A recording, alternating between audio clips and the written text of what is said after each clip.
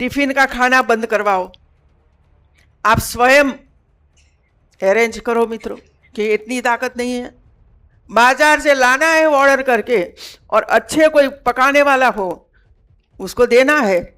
पहली बार देखा मैंने कि टिफिन बाहर से आता है, तो टिफिन में ड्रग्स भी आएगी, टिफिन में वो भी आएगा, टिफिन में वो भी आएगा, सब कुछ आएगा। कल एमएमटीयू में थी, वहां भी ड्रग्स पकड़ी गई है, वहां से भी वो दारू पकड़ा गया है। ટિફિનમાં ડ્રગ્સ, ઇન્ટરનેટ ગાયબ, જે આપણી ખામીઓ છે તો મારે કહેવી જ પડશે. આ તો ગોરખપુર છે, જ્યાં સ્વયં આપણા મુખ્યમંત્રી વિરાજમાન છે. ત્યાં જો આવી ખામીઓ રહેશે તો શું થશે? આ શબ્દો કોઈ વિપક્ષી નેતાના નથી, આ શબ્દો છે ઉત્તર પ્રદેશના રાજ્યપાલ આનંદીબેન પટેલના. ગોરખપુર આવીને મુખ્યમંત્રી યોગી આદિત્યનાથના ગઢમાં મંચ પરથી એમણે જે સત્ય કહ્યું છે, જેણે આખી સિસ્ટમની પોલ ખોલી નાખી છે.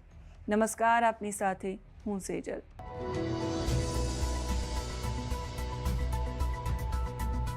ગોરખપુર યુનિવર્સિટીના દીક્ષાંત સમારોહમાં હાજરી આપવા આવેલા રાજ્યપાલ આનંદીબેન પટેલે જેવું બોલવાનું શરૂ કર્યું, ત્યાં હાજર દરેક વ્યક્તિ આશ્ચર્યચકિત થઈ ગઈ.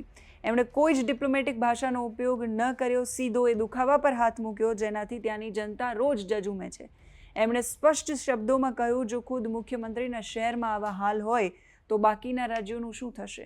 રાજ્યપાલ સાહેબાએ એક એક કરીને તમામ મુદ્દાઓ ઉઠાવ્યા, જેણે અવારનવાર થતા વિકાસની જે જાહેરાતો છે એના દાવાને પોકળ સાબિત કર્યા છે. ગવર્નરે પોતાના ભાષણમાં સમસ્યાઓનો આખો પિટારો ખોલ્યો, એક પણ છેડો બાકી ન રાખ્યો.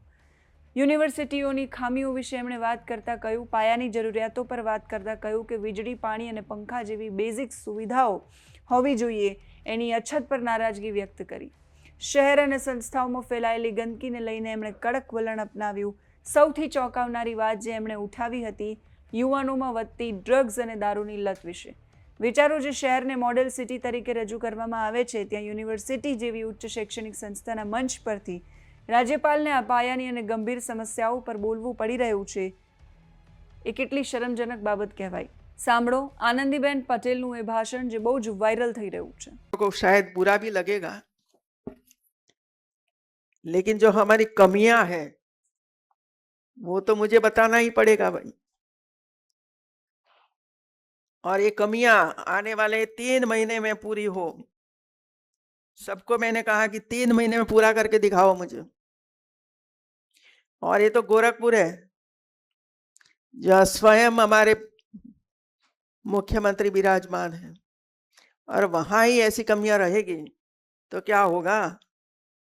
यूनिवर्सिटी में 9 छात्रावास हैं, जिनमें से 3 गर्ल्स हॉस्टल हैं, एक में रिपेयरिंग चल रहा है, अच्छी बात है, जर्जरित हालत में था तो रिपेयरिंग हो रहा है। 6 बॉयज हॉस्टल हैं, 2 में रिपेयरिंग चल रहा है। गर्ल्स हॉस्टल में मेस चलती है, बॉयज हॉस्टल में नहीं चलती, वहां बाहर से टिफिन में खाना मंगवाते हैं। क्यों भाई, वो टिफिन वाला अच्छा लगता है? आज गोरखपुर विश्वविद्यालय के मैं रुकी हुई हूँ, और कल जो भोजन बनता था ये देखने के लिए मैं गई, और मैंने डिब्बा खोला, वो खोला, वो खोला, वो खोला, बताओ क्या है अंदर?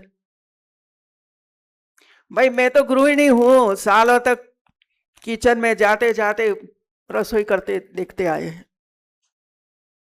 मैंने पूछा ये ऑयल है कि बंगार ऑयल, बताओ मुझे। और सारी ऐसी चीजें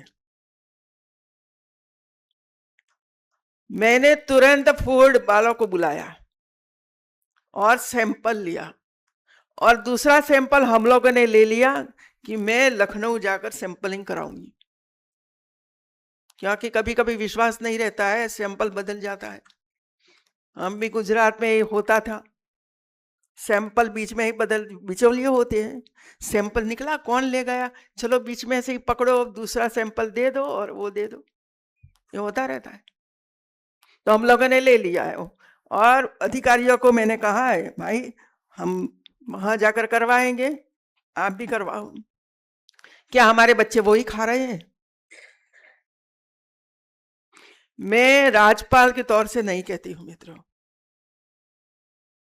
मैं माता हूं। हमारे बच्चों की खुराक शुद्ध आहार होना चाहिए, और ऐसा ही खाते रहेंगे तो दिमाग ही नहीं चलेगा मित्रों।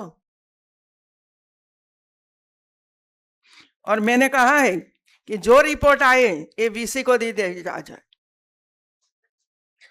और भविष्य में ऐसा न हो इसके लिए प्रयास हो। टिफिन का खाना बंद करवाओ, आप स्वयं अरेंज करो मित्रों, कि इतनी ताकत नहीं है, बाजार से लाना है ऑर्डर करके, और अच्छे कोई पकाने वाला हो उसको देना है। पहली बार देखा मैंने कि टिफिन बाहर से आता है तो टिफिन में ड्रग्स भी आएगी, टिफिन में वो भी आएगा, टिफिन में वो भी आएगा, सब कुछ आएगा। कल एमएमटीयू में थी, वहां भी ड्रग्स पकड़ी गई है, वहां से भी वो दारू पकड़ा गया है। આ નિવેદને એક મોટો સવાલ એ ઊભો કર્યો છે કે જમીન પર સિસ્ટમની જે ખામીઓ છે એ હવે સંપૂર્ણ ઉજાગર થઈ છે. અવારનવાર રેલીઓ અને ભાષણોમાં વિકાસનો ચમત્કાર બતાવાય છે, પણ જ્યારે બંધારણીય પદ પર બેઠેલા રાજ્યપાલ આ પ્રકારની ખામીઓ ગણાવે છે ત્યારે વહીવટી તંત્રના દાવાની હવા નીકળી જાય છે. ઉજ્જડ જમીન પર કાગળની હરિયાળી બતાવનારી આ સિસ્ટમો માત્ર ગોરખપુર કે યુપી બિહાર જેવા શહેરોમાં છે એવું નથી. ગુજરાતમાં પણ એના છાંયડા જોવા મળે છે. મૂળ મુદ્દો એ છે કે જવાબ આપવો પડશે હવે સિસ્ટમોએ કે એ આખરે સુધરશે ક્યારે, એમાં ક્યારે સુધારો થશે. આનંદીબેન પટેલનું આ નિવેદન માત્ર એક ટીકા નથી, પણ એ વાતનો પુરાવો છે કે લોકશાહીમાં સત્યને બહુ લાંબો સમય દબાવી નથી શકાતું, ભલે એ સીએમ સિટી કેમ ન હોય. જોવાનું એ રહેશે કે ગોરખપુરમાં આનંદીબેન પટેલે જે કડક સંદેશ આપ્યો એના પછી ત્યાંનું તંત્ર ઊંઘમાંથી જાગે છે કે કેમ, કે પછી આવી જ સ્થિતિ રહે છે. આ આખા એ કિસ્સામાં તમારો શું અભિપ્રાય છે કહેજો. શું તમને પણ એવું લાગે છે કે વીઆઈપી શહેરોમાં દાવાઓની સરખામણીએ ગ્રાઉન્ડ રિયાલિટી અલગ હોય છે? કમેન્ટ બોક્સમાં તમારો અભિપ્રાય જરૂરથી લખજો. નમસ્કાર.